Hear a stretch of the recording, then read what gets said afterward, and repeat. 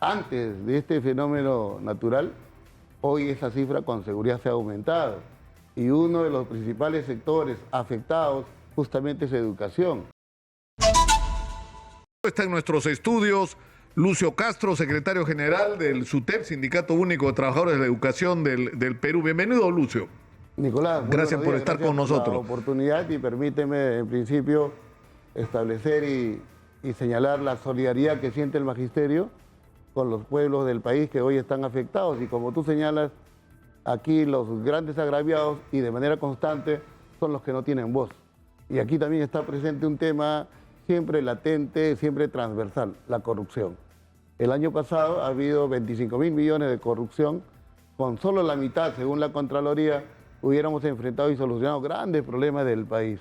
Esto tiene que terminar. Conversábamos en Turquía después del terremoto habido, se ha capturado y se ha terminado con aquellos corruptos que han edificado construcciones mal elaboradas. En el país yo creo que hay que ver mecanismos serios, decididos, drásticos, para que igualmente aquellos que se enriquecen en base a construcciones, en base a edificaciones, o buscan la oportunidad para aprovecharse de la situación, igual tengan... No, ahora que citas lo de Turquía, las imágenes no las puedo poner porque son tremendas, pero descubrieron que en edificios que deberían tener unas mallas antisísmicas, que son un sistema de resortes, de contención, habían puesto llantas de camión.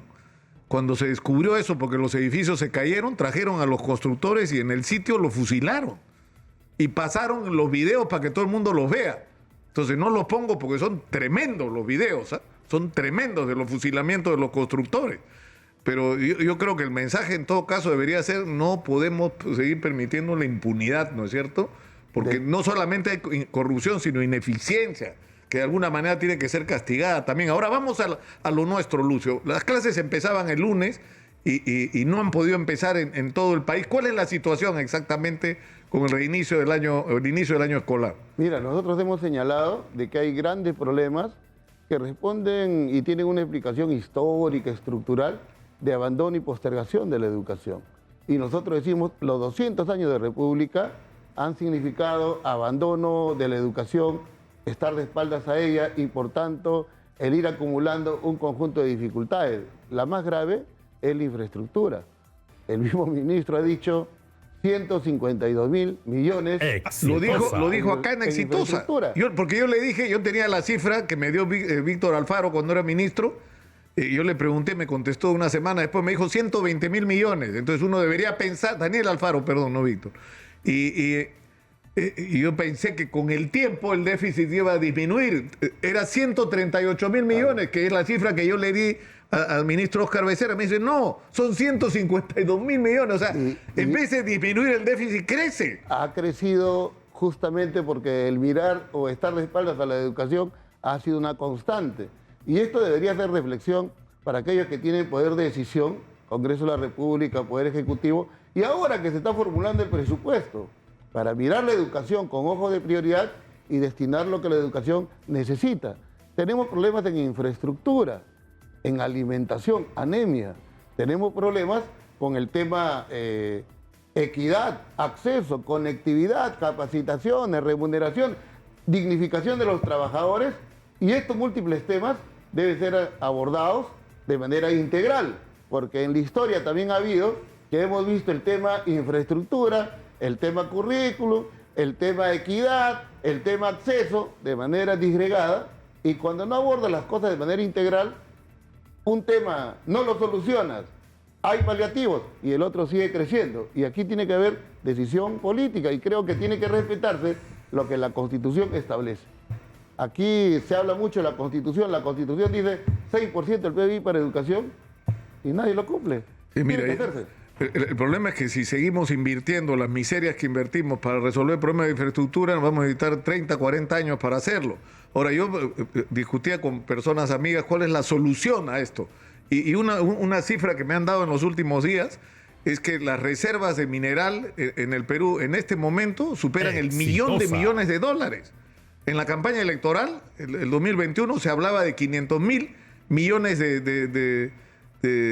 o sea, 500.000 millones de dólares de reservas. No, Es decir, 1 billón o más, 1,5 billones de reservas. Si nosotros convertimos eso en bonos y lo ponemos en el mundo, podemos levantar dinero para resolver la crisis de la infraestructura educativa y ocuparnos de los contenidos, Lucio. Correcto. Que es de lo que deberíamos estar hablando. En suma, lo que está señalando es que se necesita decisión política y lamentablemente eso no hay.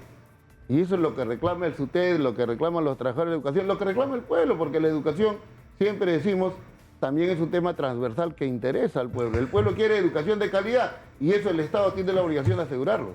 Ahora, ustedes han publicado esta imagen que dice educación en emergencia, ¿no?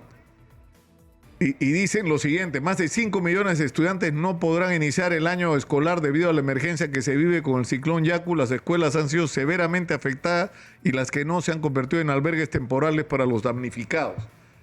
Si nosotros decíamos 152.000 millones antes de este fenómeno natural, hoy esa cifra con seguridad se ha aumentado. Y uno de los principales sectores afectados justamente es educación. Y volvemos al tema, se requiere mirada de prioridad, se requiere voluntad política, se requiere el presupuesto idóneo para el sector, de tal manera que los grandes problemas podamos afrontarlos. Estamos a puerta de iniciar el año lectivo.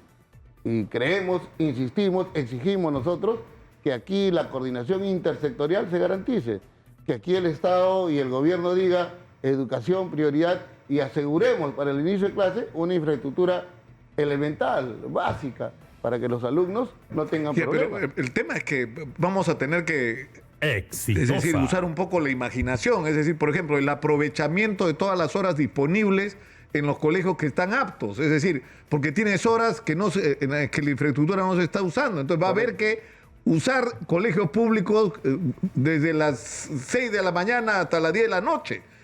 Ahora, Claro. o habría que hacer convenios con colegios privados que tienen infraestructura disponible y donde hay, por ejemplo, clases solo por la mañana o hasta después del mediodía que podrías usar en la tarde y en la noche para que ¿no es cierto?, los estudiantes del sector público puedan tener una infraestructura. Mira, hay infraestructura, nosotros decimos ociosa, en el país que puede ser utilizada para cubrir estas dificultades.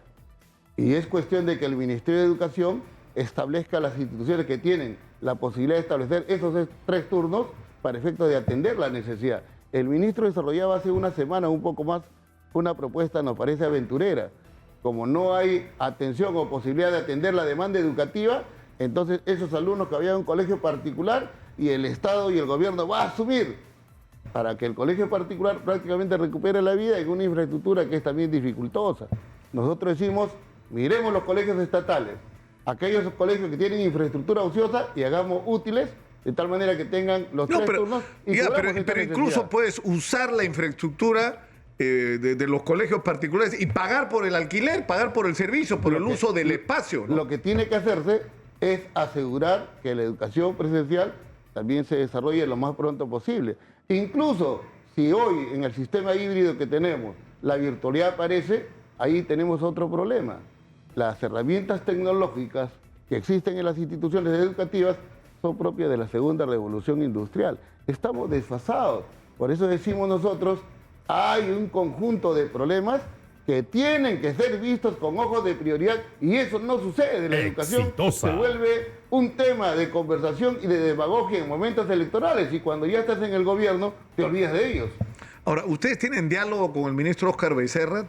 O sea, porque el gran problema ha sido el siguiente, cada vez, o sea, si se va a discutir cómo, digamos, arreglar todos estos déficits, estas brechas y esta crisis de nuestra educación, lo que tendría que ocurrir es que los actores del proceso se junten en la mesa y trabajen juntos lo que haya que hacer.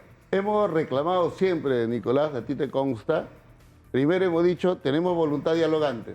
Los grandes problemas en educación deben afrontarse con la presencia de todos los actores. En este gobierno no podemos negar que hay un nivel de diálogo y conversación y abordamiento de problemas que el magisterio tiene, pero nos está faltando algo en el tema concreto de solución de esos problemas. Y nosotros hemos hecho llegar las propuestas que tenemos frente a las múltiples situaciones y esperamos que en el diálogo que seguiremos teniendo, estos temas sean ya de una vez solucionados.